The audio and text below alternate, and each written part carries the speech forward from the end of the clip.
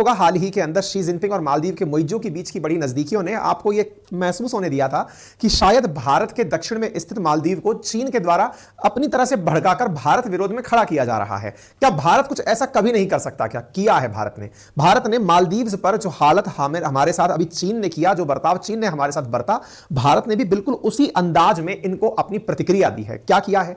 भारत ने ताइवान के एक व्यक्ति को अपनी तरफ से भारत का सर्वोच्च नागरिक स्थानों में जो तीसरा पुरस्कार है वो दिया है, पद्म भूषण दिया है। और पद्म भूषण दिए जाने से वो ताइवान जिसे चीन अपना अंग मानता है, लेकिन ताइवान जो कि चीन को अपना नहीं मानता है, भारत द्वारा ताइवान को भले ही रिकॉग्निशन ना दी गई हो, लेकिन एक ताइवानी को सर्वोच्च नागरिक पुरस्कारों से जब सम्मानित करने की सूचना 26 जनवरी की शाम को आई तो यह जानकारी चीन के ऊपर घड़ों पाली डालने जैसी थी। तो आज के सेशन में चर्चा है इन व्यक्ति के बारे में जो कि ताइवान के एक उद्योगपति हैं और ताइवान की एक बड़ी कंपनी जिसका नाम है फॉक्सकॉन, उसके ये सीईओ हैं। फॉक्सकॉन कंपनी कौन सी है, कैसी है, क्या काम करती है, विस्तार से बताऊंगा, लेकिन ब्रीफ में इतना सा जान लीजिए कि अगर एप्पल आप मोबाइल यूज करते हैं, टैब यूज करते हैं, आईपैड यूज करते हैं, तो एप्पल मैन्युफैक्चर जहां हो रहा है उस कंपनी का नाम फॉक्सकॉन है। यानी एप्पल की असली जो रीढ़ की हड्डी है उसका नाम फॉक्सकॉन है और यही फॉक्सकॉन के सीईओ हैं जिनको भारत ने हाल ही में अपने द्वारा पद्म भूषण पुरस्कार से सम्मानित किया है। आपको लेकिन फॉक्सकॉन याद तो होगी, लेकिन किन्हीं और कारणों से संभव पद्म भूषण अवार्ड से सम्मानित किया गया है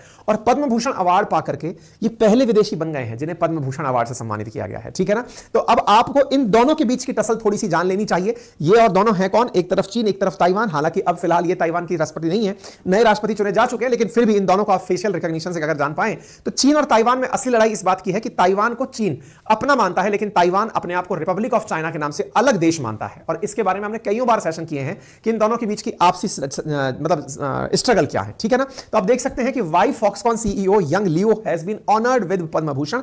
अब ये सुर्खी बन चुकी है और लोग इसको रिलेट कर पा रहे हैं कि इधर आपने मालदीव्स को सम्मान के नाम पर खुद से पैसे देके भेजा और भारत ने ताइवान से अपने देश में पैसा मंगा लिया और तुम्हारे दुश्मन से अपने देश में इन्वेस्टमेंट मंगा लिया। यह भारत का एक नया स्टेप निकल कर आया है। ताइवान को अगर वर्ल्ड मैप पर देखें तो जिस प्रकार से भारत से नीचे की तरफ दक्षिण में आपको इधर बैठा हुआ मालदीव्स दिखाई देता है, ऐसे ही चीन के दक्षिण में बैठा हुआ हमें ताइवान दिखाई देता है। जिस प्रकार से चीन ने हाल ही में मालदीव्स को समेटा है, हमने इनके दक्षिण में बैठे हुए ताइवान को अपने साथ ले लिया है। ये देखिए आपको यहां पर दिखाई दे जाएगा। नॉर्थ ईस्ट बार के जो पद्म भूषण अवार्ड मतलब अनाउंस किए गए हैं, इसके अंदर कुल 132 पद्म अवार्ड अनाउंस हुए हैं, जिनमें से 5 पद्म विभूषण है, 17 पद्म भूषण है और 110 पद्मश्री पुरस्कारों की घोषणा की गई है। पद्म पुरस्कार भारत में 3 पद्म पुरस्कार है, सबसे श्रेष्ठ पद्म विभूषण, उसके बाद नंबर 2 पर पद्म भूषण और उसके बाद पद्मश्री पुरस्कारों की घोषणा की जाती है।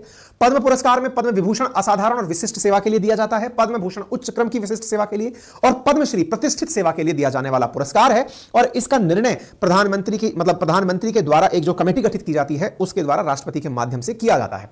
कब से शुरू हुए थे? तो 1954 में भारत में पुरस्कारों के प्रारंभ हुए थे। सबसे पहला जो सबसे बड़ा पुरस्कार है नागरिक सम्मान में वो भारत रत्न है और दूसरा पद्म विभूषण है। पद्म विभूषण के अंदर 3 श्रेणियां रखी थी, 1 2 3, लेकिन बाद में बदल करके उन्हें पद्म विभूषण, पद्म भूषण और पद्मश्री कर दिया गया। भारत रत्न देश का सर्वोच्च नागरिक सम्मान है, ये आप और हम जानते हैं, हाल ही के अंदर कपूरी ठाकुर जी के कारण सुर्खियों में भी रहा है। पद्म पुरस्कारों के अंदर 3 श्रेणियां हैं, लगभग हर वर्ष गणतंत्र दिवस के अवसर पर घोषित की जाती हैं। 78, 79, 93 और 97 के बीच में ये पुरस्कारों की घोषणा नहीं हुई है, अदरवाइज ये लगभग हर साल घोषित किए जाने वाले पुरस्कार हैं। इनको किन क्षेत्रों के लोगों को दिया जाता है? तो कहा जाता है कि कला के क्षेत्र में, सामाजिक कार्य के क्षेत्र में, सार्वजनिक मामलों के क्षेत्र में और व्यापार और उद्योग की सेवा क्षेत्र में अगर किसी व्यक्ति ने कुछ अच्छा किया हुआ है तो वह पद्म अवार्ड प्राप्त कर सकता है। कला है, social work, public affair, science, trade, sports, civil, literature, education, इन श्रेणियों में अगर किसी ने रिमार्केबल काम किया है, विशिष्ट कार्य किया है, तो उन्हें पद्म अवार्ड दिए जा सकते हैं। ठीक है साहब? इसी के साथ साथ पद्म अवार्ड इस बार के 2024 के अनाउंस हुए हैं। कब अनाउंस हुए हैं? तो 26 जनवरी के दिन अनाउंस हुए हैं। संभवतः मार्च अप्रैल में एक सेरेमनी के माध्यम से इन अवार्ड्स को दिया जाएगा। ठीक है साहब? निर्णय कैसे लिया जाता है? तो प्रधानमंत्री इस मामले को करने के लिए प्रधानमंत्री के द्वारा एक कमेटी का गठन किया जाता है और वो कमेटी बनी होती है कैबिनेट सचिव से, जो सबसे ऊंचा आईएएस अधिकारी होता है, इसके अलावा गृह सचिव से, राष्ट्रपति के सचिव से और 4 से 6 प्रतिष्ठित व्यक्ति इसके अंदर शामिल किए जाते हैं कमेटी में। वो अपनी सिफारिशें प्रधानमंत्री को, प्रधानमंत्री अपनी सिफारिशें राष्ट्रपति को भेजते हैं, तब जाकर के पद्म पुरस्कारों की घोषणा होती है। और इस बार के पद्म पुरस्कारों के अंदर जो पद्म भूषण है, 17 पद्म भूषण है जो इस बार के, उनमें से एक पद्म भूषण श्री यंग लू को दिया गया है, जो कि टेक एंड इंडस्ट्री कैटेगरी में आते हैं और ये ताइवान के रहने वाले हैं। साथियों, ताइवान को हमने पद्म भूषण देकर के पहले विदेशी नागरिक को पद्म भूषण पुरस्कार दिया है। अब ये यंग लू कौन है, इनके बारे में जान लीजिए। ली यूंग असल मायने में भारत के प्रधानमंत्री के गत वर्ष काफी संपर्क में रहे, विशेष रूप से तब जब आज से कुछ समय पूर्व वेदांता और फॉक्सकॉन की डील टूटी थी, तब प्रधानमंत्री इनसे मुलाकात किए थे। और जब मुलाकात हुई तो प्रधानमंत्री ने सेमीकंडक्टर इंडस्ट्रीज के लिए इन्हें इंडिया इनवाइट किया था। आप यहां पर तस्वीरों के माध्यम से देख सकते हैं। और पहचानने के लिए इन व्यक्ति के बारे में थोड़ा सा मैं बता दूं कि फॉक्सकॉन कितना खास है, प्रधानमंत्री का इनसे मिलना कितना खास है। अब थोड़ा सा इसे समझने का प्रयास कीजिए। फॉक्सकॉन असल मायने में दुनिया की सबसे बड़ी इलेक्ट्रॉनिक्स निर्माता कंपनी है। लगभग $250 बिलियन का सालाना इनका रेवेन्यू जनरेट होता है। $219 बिलियन के आसपास इनका रेवेन्यू है, यानी हर साल इतना प्रोडक्शन ये पैदा करते हैं। अगर हम बात करें कोरियन डॉलर्स के अंदर तो $1.46 ट्रिलियन की इनकी नेट वैल्यूएशन है। सेमीकंडक्टर्स के निर्माण में आप बहुत बड़ा स्थान रखते हैं। सेमीकंडक्टर्स के लिए जहां एक और इंटेल, सैमसंग के जैसी कंपनियों के नाम फेमस हैं, वहीं पर ताइवान की इस कंपनी का नाम दुनिया में सबसे ऊंचे स्थान पर आता है। अब ये सेमीकंडक्टर्स क्या हैं? आज जब हम टेलीविजन देखते हैं या फिर हम जब पर्सनल कंप्यूटर यूज करते हैं, मोबाइल फोन यूज करते हैं, गाड़ी जो कपड़े धोने की वॉशिंग मशीन यूज करते हैं, सीट बेल्ट लगाते समय जो सिग्नेचर्स बजने लगते हैं, ये सब सेमीकंडक्टर्स की वजह से। डिस्प्लेस जो आपके गाड़ी के ऑन होते हैं, फ्यूल खत्म होने पर, टायर की हवा कम होने पर, आपने सीट बेल्ट नहीं लगाई है तो इंडिकेटर बजने पर, ऑटोमेटिक मशीन चला दी है आपने कपड़े धोने के लिए, मशीन के बंद होने पर, ये सब सेमीकंडक्टर डिवाइस है। यानी आज आधुनिकता के नाम पर जब हम कहते हैं ना कि बहुत ही अत्याधुनिक मशीन बनकर आ गई है, तो उसमें सेमीकंडक्टर्स का बहुत बड़ा कंट्रीब्यूशन होता है। और इन्हीं सेमीकंडक्टर्स का मैन्युफैक्चर में अगर नाम लिया जाए तो ताइवान दुनिया में नंबर 1 आता है। और ताइवान में नंबर 1 फॉक्सकॉन आती है। इससे अब आप अंदाजा लगा सकते हैं कितनी बड़ी कंपनी है। Taiwan, south Korea, Japan, US and China manufacturing के मामले में बहुत बड़ी कंपनीज में कंसीडर किए जाते हैं। अकेले अगर हम एशिया पैसिफिक की बात करें तो यहीं पर मतलब सेमीकंडक्टर का मार्केट लगभग $250 बिलियन का है। अब आप इससे अंदाजा लगाइए, $250 बिलियन का तो केवल एशिया पैसिफिक में है, तो वर्ल्ड वाइड कितना बड़ा मार्केट होगा। और फॉक्सकॉन इस मार्केट का ही नहीं अपितु पूरे वर्ल्ड का लगभग 40% मार्केट कैटर करती है। और किस प्रकार से आप इसका स्टैटिक्स देखें तो आप पहचान पाएंगे कि 2020 से मतलब लगातार इनका ग्राफ ऊंचा होता चला जा रहा है। 215 बिलियन, 222 बिलियन इस प्रकार से रहा है। और बोलता है कि ताइवान आपका बहुत बड़ा समर्थक है और रहेगा। यह इंडिया के लिए एक बहुत बड़ा अचीवमेंट है, ठीक है ना। तो प्राइम मिनिस्टर 28 जुलाई 2023 को इनसे मिले थे, चेयरमैन ऑफ फॉक्सकॉन से। और जब ये यहां मिले थे तो आप इन तस्वीरों को प्रधानमंत्री के ऑफिस से देख सकते हैं।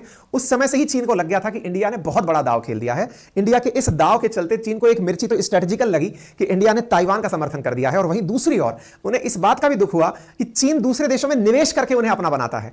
इंडिया चीन के दुश्मन से अपने यहां पर निवेश करा रहा है और वो व्यक्ति हंसते हंसते अपना हाथ इनको पकड़ा रहा है कि लीजिए सर, करिए सर, हम निवेश करते हैं, ठीक है। आप इससे अंदाजा लगाइए कि भारत में $1.54 अरब निवेश करने की योजना बना रहे हैं।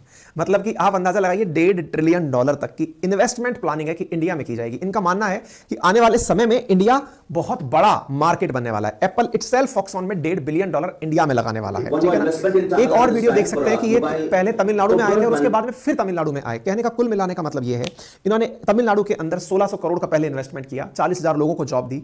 जो 1.5 खरब लिखा हुआ है वो शायद 1.5 बिलियन है, 1.5 ट्रिलियन नहीं है जो मैंने पहले बोला था, ठीक है। इसी प्रकार से तेलंगाना में इन्होंने 3300 करोड़ रुपए का निवेश करने का प्लान बनाया है।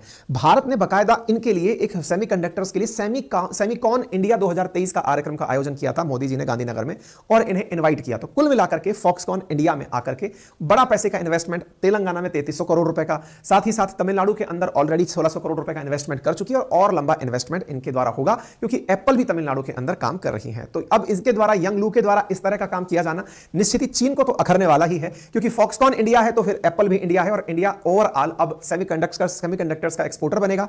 भारत में लोगों को रोजगार मिलेगा। आप सोचकर देखिए 40,000 लोग तमिलनाडु के अंदर फॉक्सकॉन में काम कर रहे हैं, तो ये अपने आप में एक बड़ा नंबर है। जॉब इंटेंसिव इंडस्ट्री है जिसके चलते हुए भारत के अंदर बहुत ज्यादा रोजगार के अवसर इनके आने पर प्राप्त होंगे। यही कारण है कि भारत सरकार के द्वारा जब यंग लियू को इस प्रकार का पुरस्कार दिया गया तो वे तो खुश हुए ही, लेकिन भारत ने इनको सम्मान देकर के भविष्य के साथ भी और ज्यादा अच्छे से इनके साथ दोस्ती को मजबूत कर दिया है। आप इनके द्वारा देख सकते हैं किस प्रकार से जो फॉक्सकॉन है, इसका असली नाम हॉन हॉई है तमिलनाडु के अंदर, वो तमिलनाडु बोल रहा हूं, ताइवान के अंदर है ना। तो इन्होंने भी बहुत सारा थैंक यू बोला है और इन्होंने कहा कि I am deeply honoured to receive this Padma Bhushan पुरस्कार। तो ये एक अच्छी बात है जो भारत के लिए देखी जा रही है। अच्छा, इसी समय ताइवान में चीन को एक